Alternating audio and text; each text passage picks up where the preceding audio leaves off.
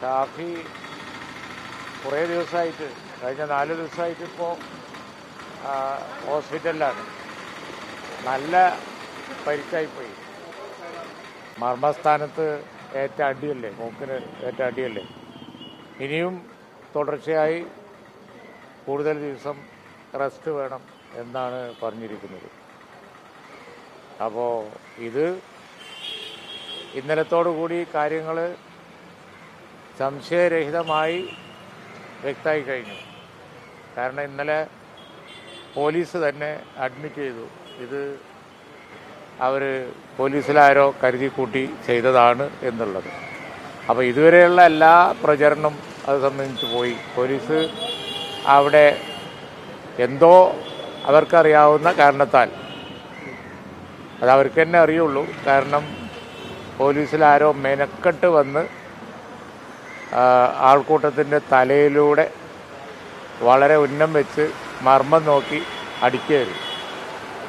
ആ അടി ഷാഫി MP-ക്ക് തന്നെ കൊള്ളണം എന്നുള്ളത് അടിച്ച പോലീസുകാർക്ക് നിർബന്ധം ഉണ്ടായിരുന്നു. ഒരാളാണോ രണ്ടാളാണോ അതൊക്കെ ഇന്നലെ SP തന്നെ പറഞ്ഞ മാതിരി ഇനിയിപ്പോൾ സാങ്കേതികമായി നോക്കിയിട്ട് പറയേണ്ടി വരും. പക്ഷേ മർമ്മം നോക്കി അടിച്ചതാണ് എന്നുള്ള കാര്യത്തിൽ യാതൊരു സംശയവുമില്ല. അപ്പോൾ എന്തോ ഉദ്ദേശം ഈ അടിക്കുണ്ട്, ഒരു സംശയവും ഇല്ല. പക്ഷേ അതൊക്കെ ആ ഉദ്ദേശമല്ല നിറവേറുന്നത്. കേരളത്തിലെ ജനങ്ങൾ അതിനെ വിലയിരുത്തുകയാണ്. ഈ സംസ്ഥാനം ചർച്ച ചെയ്തുകൊണ്ടിരിക്കുന്ന പല വിഷയങ്ങളിൽ നിന്നും അറ്റൻഷൻ ഡൈവേർട്ട് ചെയ്യാൻ വലിയ ശ്രമം നടക്കുന്നുണ്ട് എന്ന ഒരു പ്രചരണം ഇപ്പോൾ ഉണ്ട്. കാരണം ചർച്ച ചെയ്തുകൊണ്ടിരിക്കുന്ന കാര്യം എന്ന് പറയുന്നത് ശബരിമലയാണ്. അവിടെ ഉണ്ടായ വിഷയം എന്ന് പറയുന്നത് നിസ്സാരമല്ല. അത് ജനഹൃദയങ്ങളിൽ വല്ലാതെ മുറിവേൽപ്പിച്ചിട്ടുണ്ട്.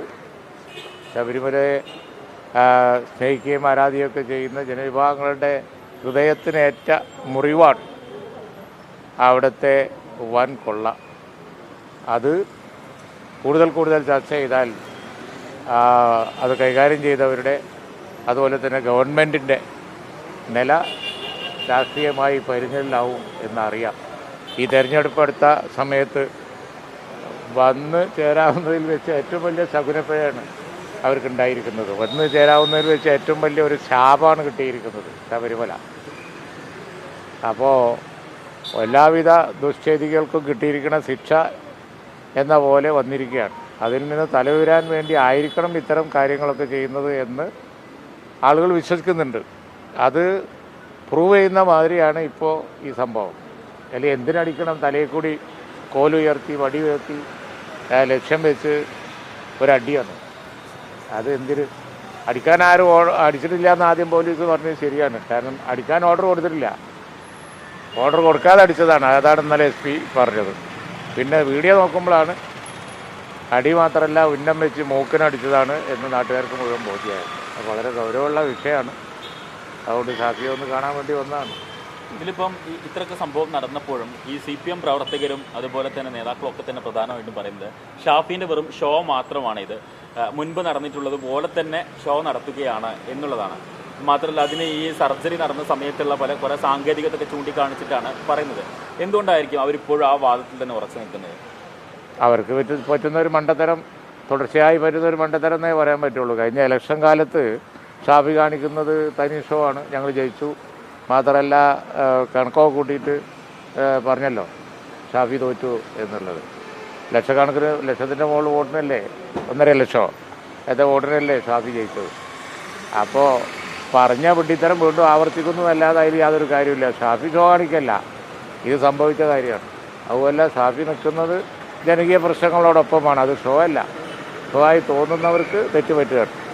ഈ പോലീസ് അടിച്ചുവെന്ന് സമ്മതിക്കുന്നുണ്ട്. അപ്പോൾ പക്ഷേ ഈ പോലീസുകാരെ ആരാന്ന് കണ്ടെത്താൻ വലിയ അന്വേഷണം വേണമെന്ന് SP പറയുന്നു. ഇതൊക്കെ ആ പോലീസുകാരൊക്കെ ഉള്ളതല്ലേ, ഇപ്പോൾ SP-ക്ക് അറിയാത്ത പോലീസുകാരൊന്നും അല്ലല്ലോ. AI വെച്ചുള്ള അന്വേഷണമൊക്കെ വേണമെന്നൊക്കെ പറയുന്നത്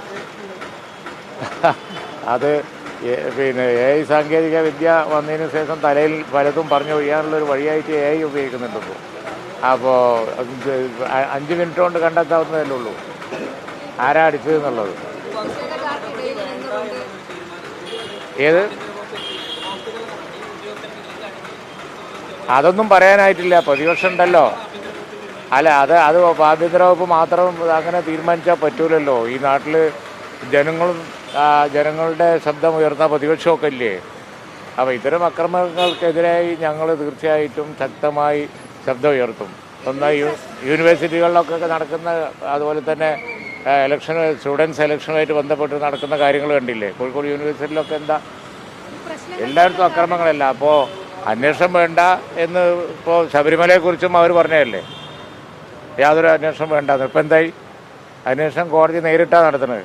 ഈ നാട്ടിൽ വേറെ സംവിധാനമില്ല, അങ്ങനെ അങ്ങ് പറഞ്ഞാൽ പറ്റുമോ? പ്രശ്നങ്ങൾക്കൊക്കെ കാരണം സ്റ്റുഡന്റ് ഇലക്ഷനാണ്.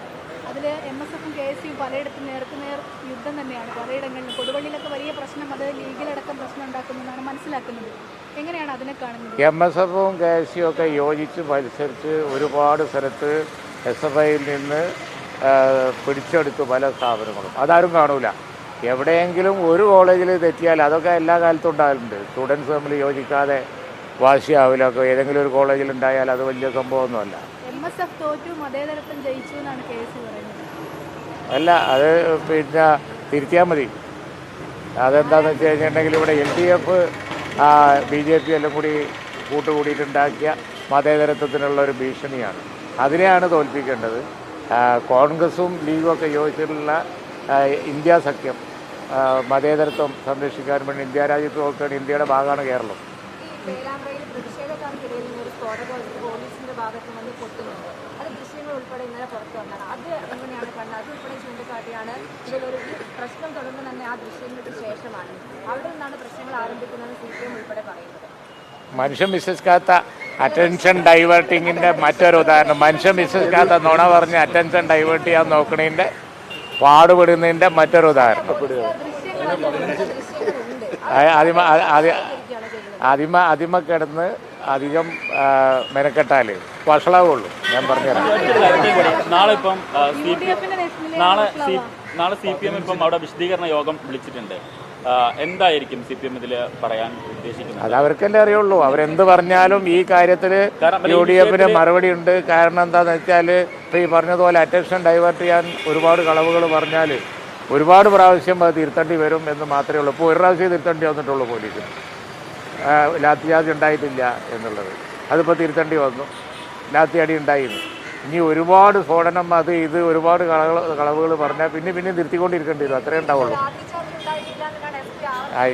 ഇനിയിപ്പോൾ ഈ വേസ്റ്റിൻ്റെ മുകളിൽ അധികം സമയം ചെലവഴിക്കാൻ എനിക്ക് പറ്റില്ല. നിങ്ങൾ വേസ്റ്റാണ്.